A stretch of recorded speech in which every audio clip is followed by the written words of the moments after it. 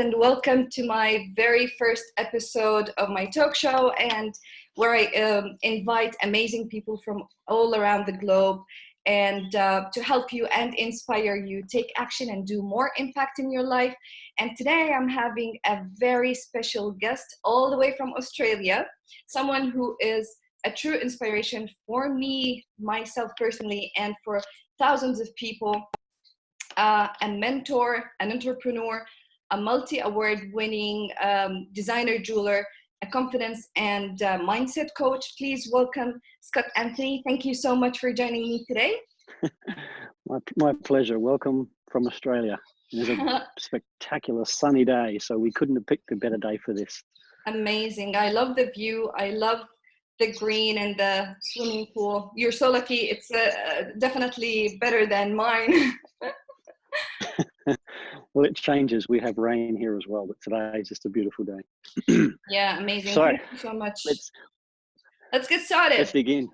Yeah. So for those who don't know you, if you can just please tell us more about yourself and what do you do, and if you can just give us a little bit more about the achievements and everything that you've done. Oh, gosh. Okay. So I don't like talking about myself because it's just not something I'm comfortable with. So I'll give you a very fast rundown. And the reason I share these things is because I want people to understand where we come from doesn't matter. Who we are told we can only be by other people doesn't matter. And around about 15 years old, I was kicked out of school. So effectively a high school dropout stood me up in front of the class. And he said to me, "You're an imbecile. You'll never amount to anything. So get out of my class and good luck having a pretty average, crappy life." Mm-hmm. Mm-hmm. And I stood up and I said to him, "Thank you, sir. I'll prove you wrong." But what happened was we all go through this journey. It doesn't matter whether it's my story or it's someone else's. It's all the same process. Other people telling us what we can do, what we can't do, until we get to a point where we start to believe it ourselves. Yeah. And there has to become a point where we make a decision and we say, no, I'm going to recharge myself. I'm going to rechange the destiny that other people have told me I'm capable of creating. And I'm going to do it my way. And the minute we make that decision, we let go of everybody else's labels, because that's what we want. We want someone to tell us what's wrong with us when we go to the doctor, what's wrong with us when we go to school, or what's wrong with us when we go and see a personality expert, or we go and see a mindset specialist. It's like, what's wrong with us? And we're looking for the negative quite often. And I went down that path listening to everybody else's opinions of me. And then one day I said, screw the lot of you. I'm going to change the way that you foresee my future, because it's up to me to create. And so I became a carpenter. I became a jeweler by trade. I won lots of awards, national awards, international awards. Now I'm a mindset coach and a business coach, and just a whole range of different things I do. But what's interesting is everything I do is all the things that people can't, or tell me what I can't do. Yeah. So without beating my own drum, I want people who are watching this to understand that I don't care what you've done. I don't care what you've failed at. I don't care what you think you can't do. I'll teach you how you can do it. Yeah. And so every time this little voice that sort of sticks up and says, "Oh, you can't do this because all these people told us," it's like, I'm not listening anymore. I'm actually going to quieten that animal, quieten that beak, stop that echo, and every time it starts at me again, I'm just going to close it down. And if it's other people who are telling me those things, I'm just going to close them down too, because no one comes and pays your electricity bill. At some point, we each have to make a decision. Who are we and who are we going to become? So I'm nothing special. Like, I'm nothing special, but I've just done things that people told me I couldn't do. And now I help other people do the same thing. And it's pretty exciting, to be honest. Amazing, because me personally, I feel exactly the same. Like, your story is very inspiring, but I've been through this myself. I as you know, I come from a very small country.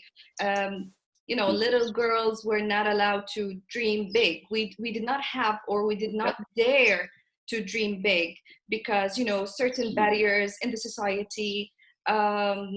We cannot travel, we cannot, the maximum thing that we can do is just to become an office clerk. So for me, at that, I remember I was 19 and I felt that this is not the life that I want. And I want to be bigger and better. And there definitely something bigger in the other side of the world. And I want to see that and I want to explore that. And I remember I went to my dad and I told him I want to go abroad and study. And he was like, what? Like no one ever done it before. And trust me, when you have the idea, as you said, exactly, like when someone tell you what you have to be or what you should do, and they already label you or give you that label that you cannot do this, it gives you more of the motive to step and to take bigger action. And this is what happened with me. Exactly. Yeah. But the other question, like you said that you were a dropout college boy.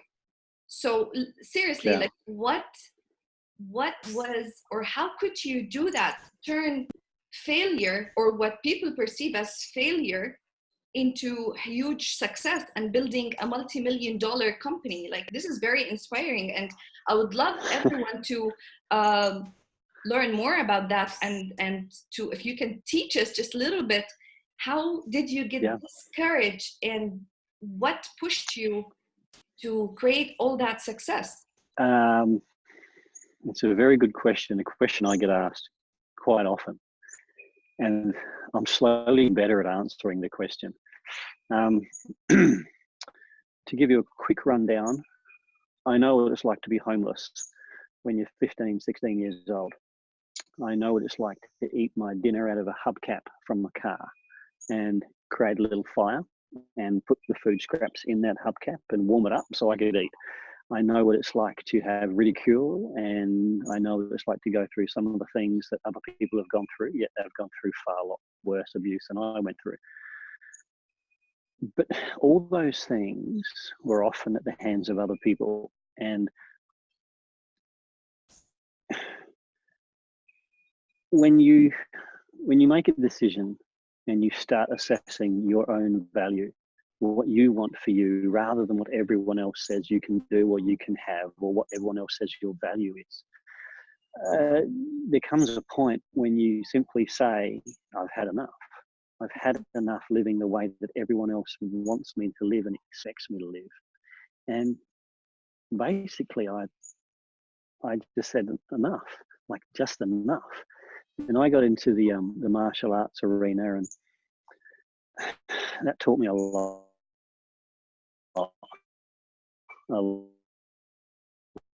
And I was, the competitions I was in, as I'm halfway through the ropes, everything flashed before me. The rope that my dad used to hit me with, the rope that I was tied up with when I was at school, the rope that I was tied up in one of the workshops that I worked in, where they took me into an office, tied me up and beat the shit out of me. And I was passing through the ropes, entering the ring, all these different things, the different circumstances. It was like I was passing through them, and no longer were they going to hold me back. And I remember entering the ring, and this guy just wanted to knock my head off. It was a martial art competition. That was the whole aim of the game. And again, I knew there was no one else that was going to defend me except me. It was up to me to win. And 6 weeks before, I had been crushed between two cars and crushed my leg. So I shouldn't have been fighting, and they tried to pull me out, but I told them I'd be ready. And even my instructor, he said, you shouldn't be doing this. And I said, I'll be right. This will be the last fight. But this is more than just a fight. So as I went through the ropes, it's like a slow motion process. You know, I could remember the rope used to hold my pants up. I remember the ropes I was hit with, the ropes I was tied up with on numerous different occasions. And even in grade 4, when the teachers would tie me up and tape my mouth closed and tie me to the chair and tie my chair to the table and put the whole lot out in the corridor, like all those things were reactions to my behavior. But what happened was, once climbing through those ropes, I knew this was my fight. Yes, I'd been in fights before. Yes, I'd won before, but this was the last fight. And they told me I shouldn't fight and couldn't fight because of my healing leg. And this guy took me down. He saw very quickly that I had a disabled leg, and he took me down, and I shouldn't have been there. But it was when I was on the canvas, when I'm spitting out the blood from coming out of my nose and my lip, and I'm on the canvas and I'm sitting there and I'm saying, like, I'm telling myself, I am fighting for my own survival. I am fighting for my own story. I passed through the ropes. I'd let go of the angst and the frustration of those. And I want people to understand that when you write a list, this is what I get people to do, is to write a list of all those things that you've been through that rip your heart out, that destroy your soul, and that puts you in what I call a character box. They say, here's a box. This is your character. And we shove in that box all the excuses that we've been through, other words that people have told us. And I knew I no longer wanted to be defined by that character box. And so as I'm spitting out the blood, I'm looking at the canvas. I got up and the referee shaking his head, and I looked at my sifu and he's shaking his head, and I looked into the corner, and once again, there was no family there. There were no family, there were no friends. It was just me and a crowd rooting for the other guy. But I remember as he came at me again, it didn't matter what he did. I had already won mentally. I'd won before I'd passed through the ropes. I'd won before he took me down. I'd won before I got back up. Then it was just a process of doing the methods, the techniques that I had to do to overpower him, to bring him down. And within 16 seconds, the fight was over. I'd won. Wow. But it wasn't about the fight though. It was about no more. And I had to get myself into that environment where there was nowhere else to run, nowhere else to go. It was up to me. And so what I teach people to do is to write a list of all the things that people have said to you, all the things that you say to yourself, all the things that hold us back and define our character according to other people. And then we answer them. So we write the list, and then we number the list. We can do it on half a piece of paper, and then on the other side of the piece of paper, we can put the number and we can write the opposite. So let's just say people say, I haven't got the confidence. I don't think I can do it. I don't think I'm made to be able to do these kinds of things. Let's say that's just something very simple. And then on the opposite side of the page, we write the complete opposite. This is my destiny. This is what I can do. This is something that I am capable of. What happens is after a while, we've got a list of all negative things that people have said and what we believe. And then we write the opposite of all the things that we want to believe and that we want to really bring out.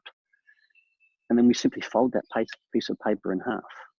Or if we write it on 2 pages, whatever the case may be, we simply put them back to back. And we have a choice. We can continue to read all of the self-limiting beliefs and the stories and the character references that everyone else has told us, and we can keep giving them the power. Or we can turn it over and start believing the opposite side. Yeah. And it's a simple process. We get to decide every time we're starting to feel something, we get to ask ourselves the question. It's like, which side of the paper or which side of the ledger are we giving the attention to? Oh, yeah, are we giving the authority to? And it's like, well, hang on. I don't want to put up with this shit anymore. Sorry about my bad language. But it's like, this is my life. This is my purpose. I can't be 15 again. I can't be 17. I can't be 25. I can't be 35. It's like, shit, I've only got today. And what do I want to do with today? Do I want to focus on this side or do I want to focus on this side? When we focus on this side, everything changes. And it's a decision. We know which side we're feeling. We know which side we're focusing on. We know which side we're giving the power to. So we have to take the adult pants and put the adult pants on and say, I have to choose which one I'm going to give the empowerment to. I'm feeling sorry for myself. I feel miserable. Oh, it's not fair. It sucks. No, as an adult, it's now my responsibility to focus on the other side.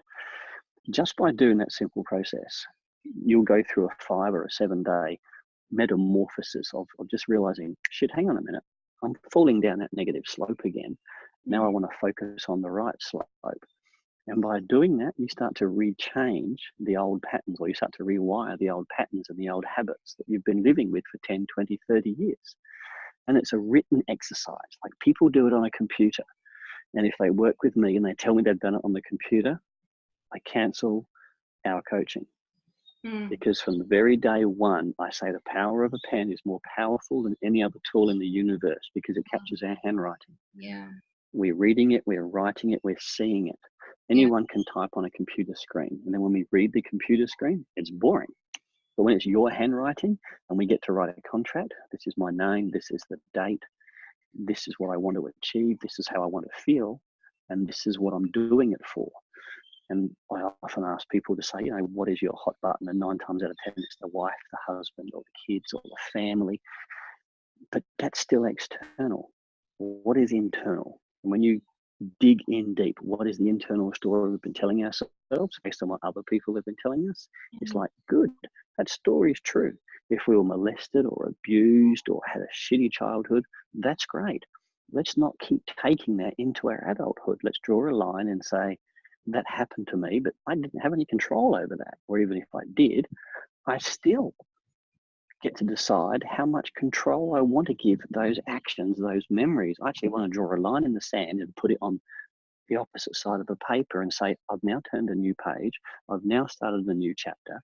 And I'm going to go through the processes to remove the grief and the anxiety and the distress from those memories. And I'm going to create a new chapter where I can have new memories. And the greatest part is we get to be the author. Exactly. So how's that for a short answer? Amazing, No, very inspiring. I like the idea of having the bucket and writing down on the side paper. Like, this is amazing tip. And I definitely will even do it myself. But looking at your story and coming from the hard realization when you just said that I had enough, I don't want this anymore. And looking also at many other successful people, if we look at them, what is common is that all of them, they came from this hard situation or the hard realization where they said, we had enough of this life. But what about the other people who are hiding in their comfort zone? Those people who think that, okay, we have this secure job, we go from 9 to 5 and get the paycheck by the end of the month and everything is fine. They think that this is eternal. The next month they got hit by a car or they have a cancer or something, and then they don't have anything to cover that.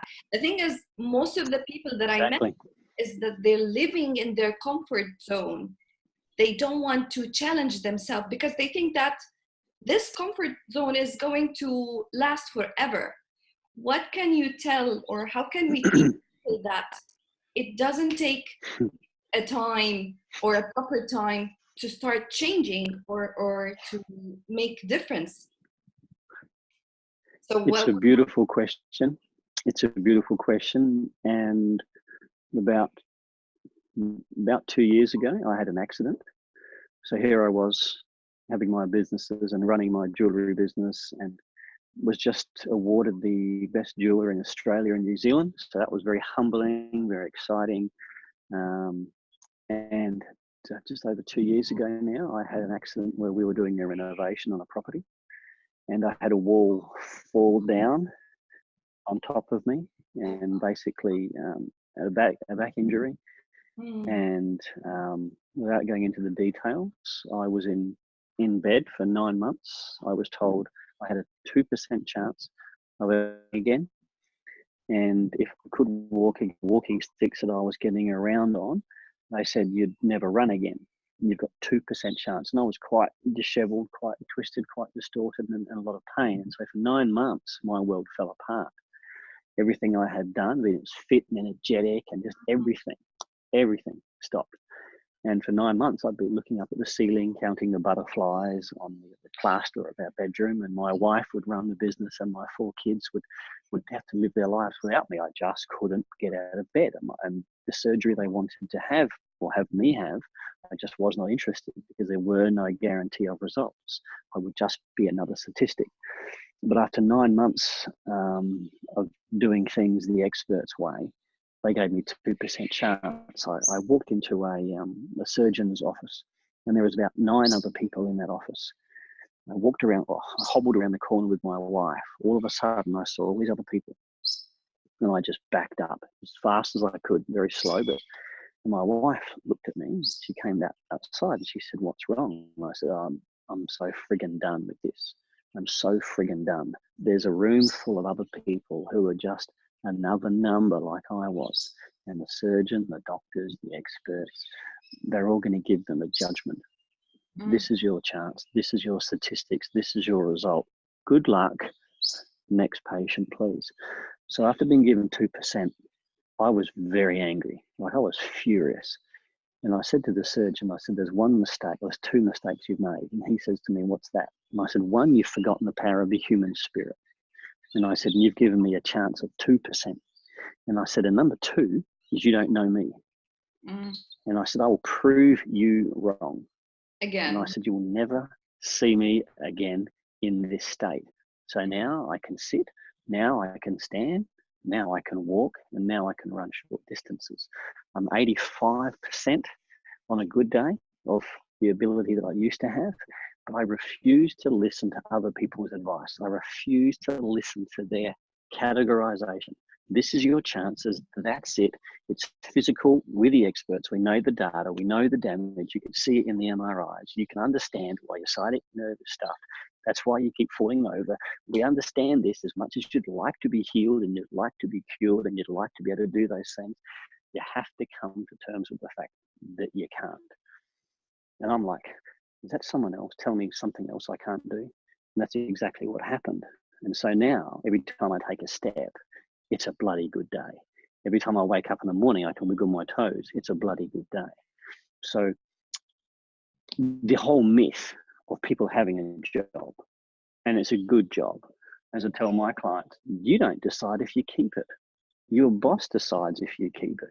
And if he decides to sell the business or makes mistakes and the business goes under, you may no longer have a job. And then your world comes crumbling down. And if you're put in bed for 9 months like I was, or you've got some other illness or another accident or something happens, and you cannot physically go and do your job, you are screwed. But we're taught to go to school, go to college, get a degree, and get a job. Well, everyone that goes to college, about 28% of those people get a job in their chosen field. And about 50% of those people don't even like the job once they get it. But even if you are one of the, and even if you are one of the 28% that get the job, and if you are one of the 50% that actually like the job, you don't get to decide how much you earn. You don't get to decide what days you have off. You don't get to decide when you get a pay rise. Why would you work for someone else for 45 years? Now, that's just insanity.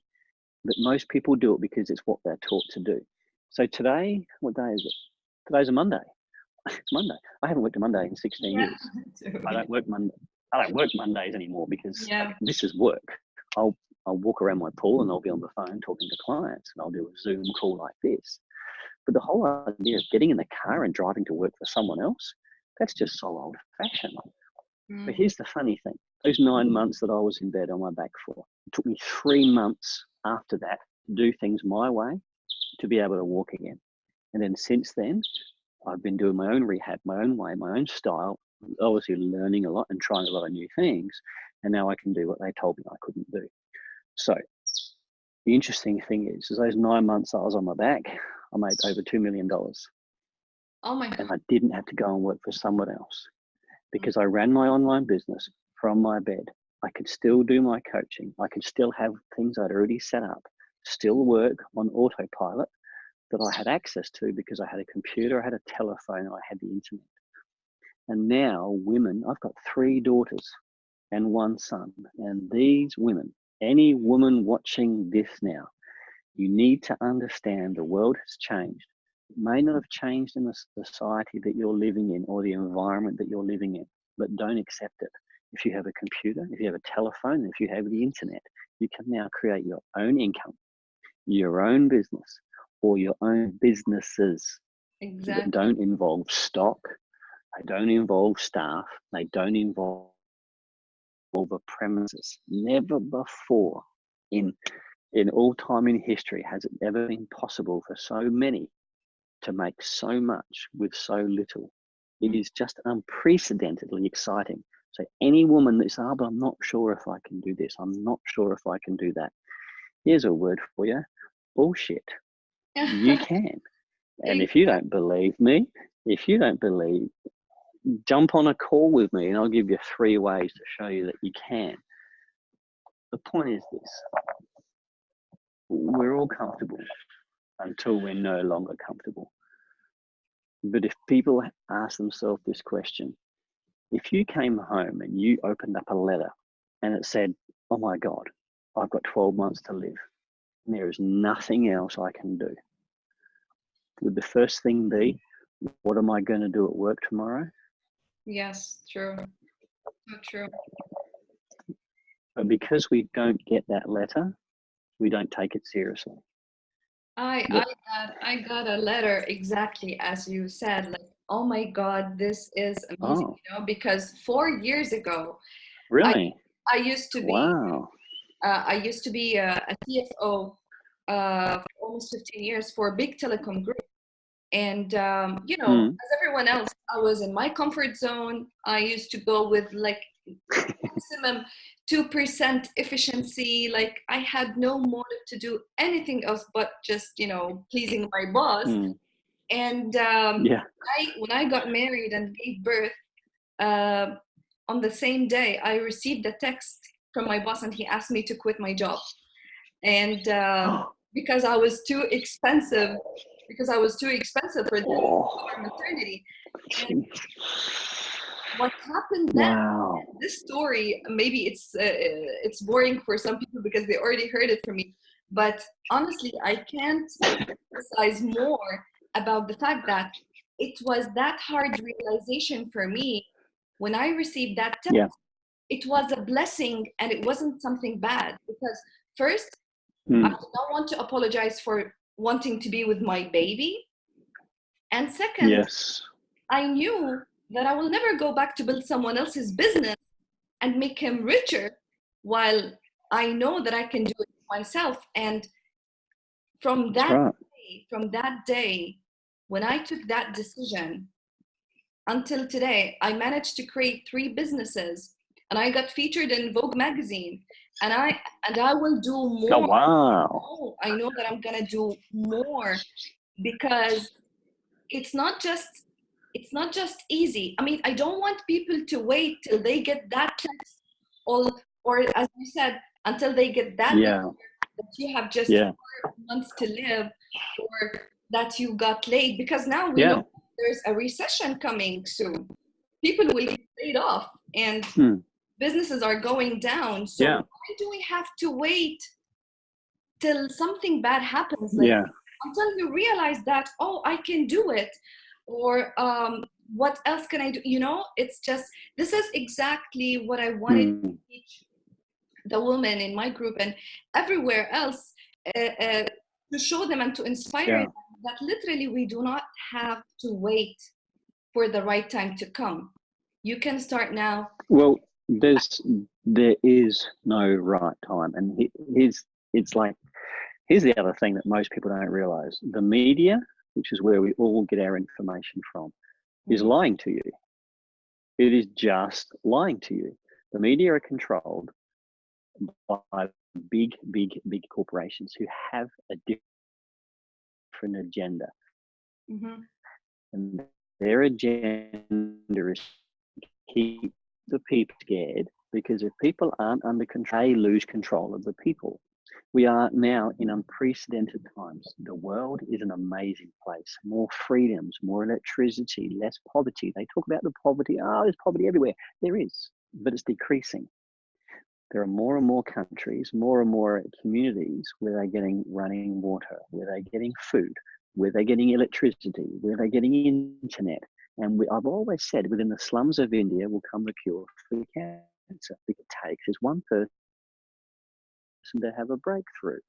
Now, when there's millions of people throughout the world being born every single day, technology is now within the hands of everybody.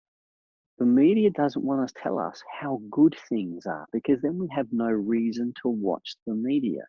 We have no reason to watch our leaders because life's just good. You can now go and create your own economy. You can create your own online business. You can create your own working hours. You can have access to everything and anything you want in this world. Why would we listen to the news?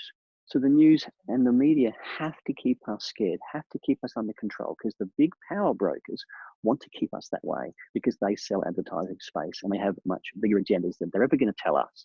But the Simple fact is, if you have a telephone, a computer, and the internet, you already know how to do something. You can take that information, doesn't matter, maybe it's makeup, maybe it's cooking, maybe it's relationships, maybe it's business idea, maybe it's experience running a telco company, or how to work your way up through the ranks, or whatever job it is that anyone does. Or maybe I've got a friend who has a multi-million-dollar cake decorating business.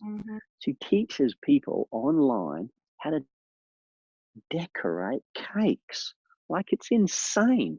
So they pay her $49 a month, and she also does releases of programs for $279. All right, and what happens is she simply has her phone on camera mode, and she teaches people, this is how I decorate this cake.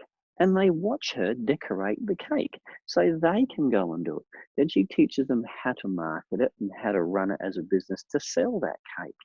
So she runs the multi-million-dollar business in her kitchen, in her slippers. And she's got pink hair.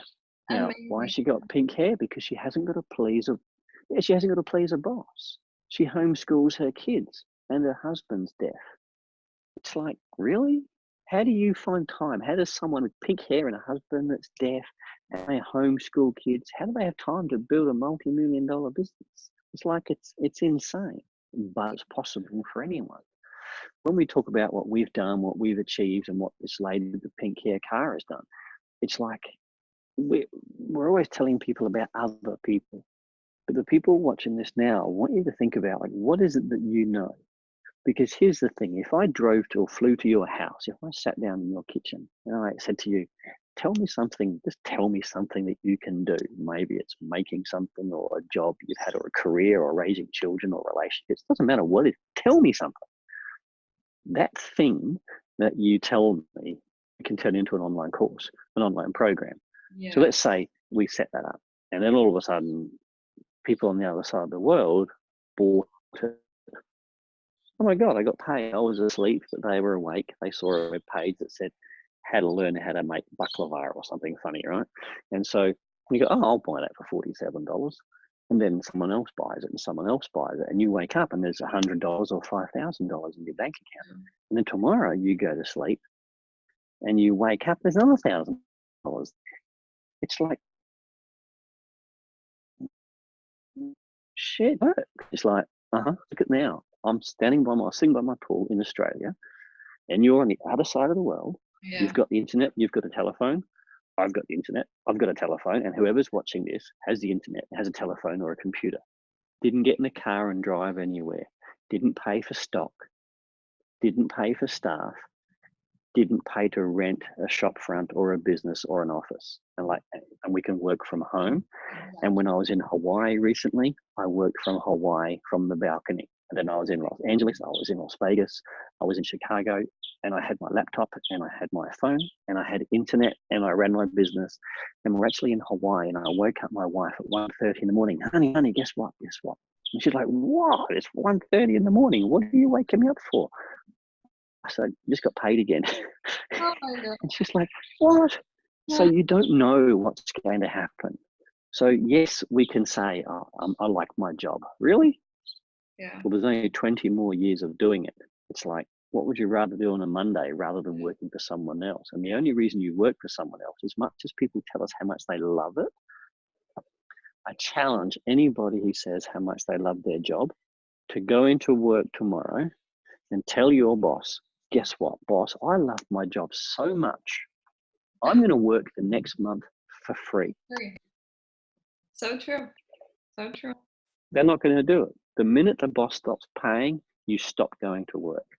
So true. And the second challenge is go to work tomorrow and say to your boss, I would like another 20% pay rise this year. Mm-hmm. No boss is going to say yes. But if you set up your own businesses, you decide how much you charge, how many businesses you want to set up, and how much you can get paid. Yeah. So this is the beauty of it. This is the beauty of it, and this is why I personally felt that I really wanted to inspire not just women, because if me as a woman coming from a very small country with, as people perceive, like we have limited resources, I managed to do it. And as you said, like, seriously, you do not need to have ton amount of money or to wait for the proper time to start doing it. But the question is, which is like, it's something that Mm. I always get from people around me, like fear. How do you teach your students? How do you teach them to control fear? Yeah. Because Don't control fear. That's the mistake. Everyone's trying to control fear. It's like, really? Do you know why we're fearful? Do you know why? for me, it's the ignition. It's the motive that pushes me to do more. Like if sometimes Yeah. you're comfortable, when you're more comfortable, you just simply don't do anything. But when you're scared, when you have this adrenaline, you have this drive to do something. Like when you're in the middle of a fire, Absolutely. when you're in the middle of a fire, you Yeah. know, you feel like I have to Yeah. do something now. I just don't sit and watch, you know. But most people, when they get something that's uncomfortable, when they get fearful of something, they pull back from it. It's like, no, that fear is because you don't know what's on the other side. That's true. And they focus on the fear rather than focusing on the breakthrough of breaking through that fear. So every time we come across something that scares the pants off of us, or just really, whoa, it's so far out of my comfort zone, or it's just a small thing that's really outside our comfort zone, the race is this. Do we allow that fear to hold us back? Or instead we decide, I'm not comfortable with this.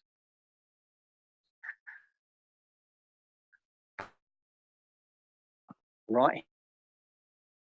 You're in this. I'm just not comfortable with that, not comfortable with that.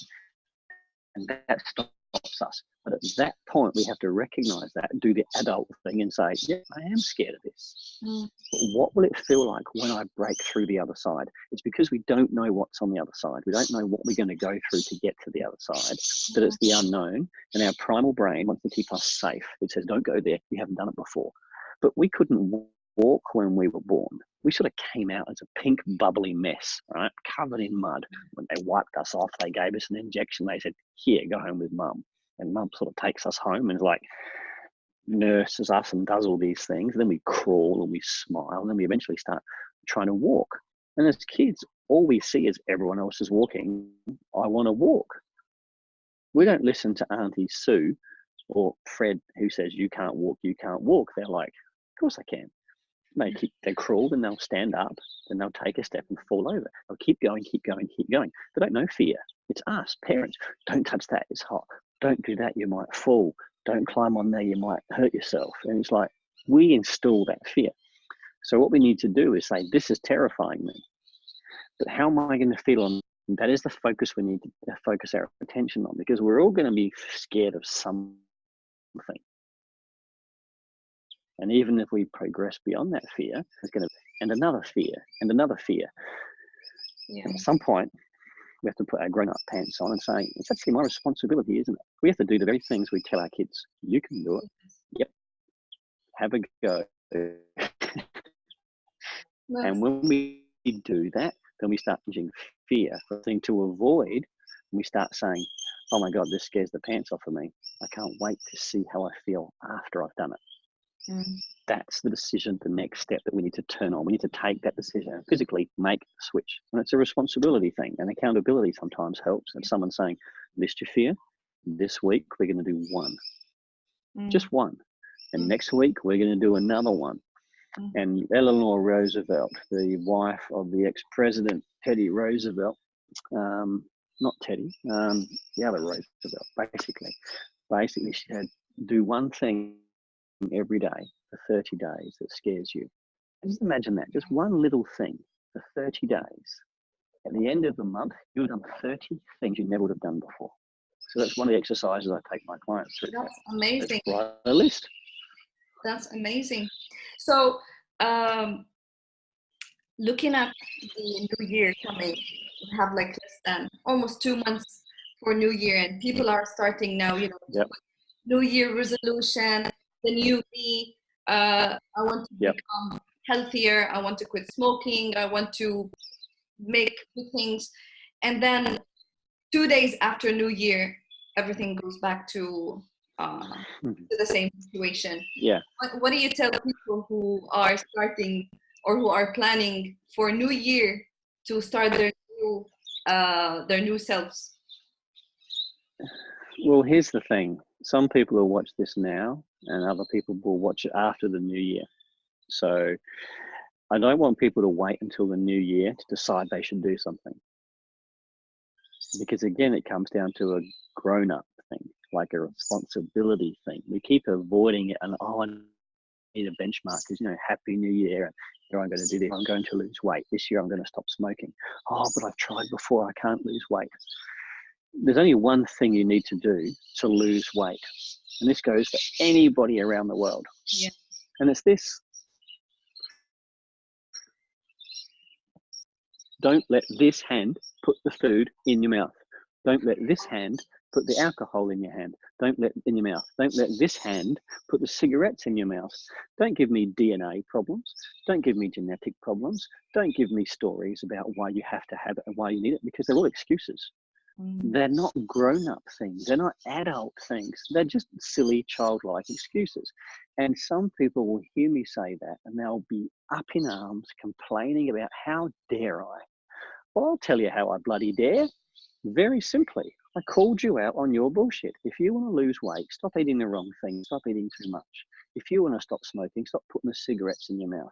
Don't blame anybody else. Don't blame addiction. Don't blame the chemical releases in your body. Don't blame the mental substitute that you've got in there that says you need to. They're all excuses. And my business, one of my businesses called No Excuse Life, is all about saying, yep, let's work through your excuses and let's take you right through the bull shift. So we take the bullshit and we shift it. But again, it comes down to responsibility. You can have a life full of excuses, or you can have a life with no excuses, just action. One will make you happy, one will keep you miserable. So if you're coming up to New Year's or you're coming up to a new month, whatever it is, and you say, this is what I'm going to do. If you haven't written it down, if you don't read those notes that you've written down every single day before you go to bed and the first thing when you wake up in the morning, and if you haven't committed to what you're going to do on a daily basis about it, of course it's not going to work. Yeah. Because it's easier to make excuses than it is to make positive steps to fix the situation. So when everyone says, Happy New Year, it's like, really? Every day is a new year. Every day is a great day. And if you want things to change, don't wait till January. Start now. Yeah. Because if I change you to a bed and gave you 3 meals a day, you lose weight. If I change you to a bed and said, oh, sorry, there's no cigarettes, you'd survive. If I change you to a bed and said, we're going to go and exercise 3 times a day and have 3 meals a day, you wouldn't have cigarettes. You might get cranky for a while, but you'd feel healthier, you'd feel happier, you'd go through some ebbs and flows, but you'd feel better at the end of it. So the question is, do we believe our own bullshit, or instead do we start living a no excuse life, and do we start deciding on what we are going to create by the God-given talents that we have been born with? That out of 10 billion sperm, we are the one that made it. Yeah. And we teach our kids to get up and do it again, yet we won't. This is the problem with families now. Oh, it's too hard. I'm going to leave my wife or leave my husband. And the kids are supposed to grow up knowing what to do. And so when we get our shit right, then we can have better relationships with our partners because we have better relationships with ourselves. And then our kids get to see us have a better relationship with ourselves, and our kids get to see us have a better relationship with our partner. Our partners then get to see how we are working on ourselves, and they go, oh, used to be a long time that you would blame me for everything, but I see that you're not blaming me, you're working on these things about you. Oh, I might be able to learn something from that. And what happens is we start rebuilding the family unit, because the family unit is a solution-based family unit rather than a blaming family unit. And so everything changes. And Happy New Year, New Year's resolution. Okay, let's write a list of how many times you've made New Year's resolutions and how many times you've kept them. I do. I gave up chocolate last for a year, one whole year, no chocolate. And everyone would put chocolate in front of me and I'd normally eat it all. And they would tease me and tease me. So I'm not touching it. Surely, how can you not? And I said, because I decided. And that's the key. Make a decision once. I don't eat chocolate this year. That was it. I didn't have to keep making the decision. Like when we don't want to do something, I don't want to go for a walk, or I don't want to eat healthy, or I don't want to stop having the cigarettes, or I don't want to quit, or I don't want to start, or whatever the thing is. Every time we keep making that decision, we devalue the strength of our decision-making process. So when I make a decision, this is what I'm going to do, nothing matters. This is the decision I've made. I'm not eating chocolate, or I will exercise every single day, rain, hail, or storm. I will exercise every day at 5:30 in the morning. That's it. Now, when I wake up at 5:15 and go, oh, today I don't want to, grow up. You've already made the decision, respect that decision, and act upon it. So I jump up. That's the decision I've made. Yeah. Because today, someone else didn't wake up. Today, someone else was dead in their sleep. I owe it to all those people who don't get a chance to do it today, to take my life, my opportunity seriously. So yeah. It's a bit deep there, perhaps more than you wanted. That is so deep. That is amazing. I personally learned so much from this conversation. I thank you so much. It was wonderful. And I hope that with this quick chat, that we could inspire some people out there to start taking an action. Do it now. Throw your New Year resolutions away. Just rewire your mindset and take an action today. Scott, that's right. So much for being with me today. I truly appreciate it. I loved it. And for people who want to join your program or be in touch with you, you can go to www.scottanthony.com or Entrepreneur Success Path page at Facebook, and I'll write everything in the comments. And thank you so much, Scott, sorry. And I'll hope to talk to you again soon. Thank you so much and have a wonderful day. One thing before we go. There is one thing anybody who is watching this video should do. Forget about what I say. Listen to the person that has asked you or invited you or shown you this video. It's not about the money. It's about helping you get a breakthrough and changing things in your life. That's what we want. You don't have to pay me anything. I want you to start living the life that you were born to create so you could live it, enjoy it, and celebrate being your true self.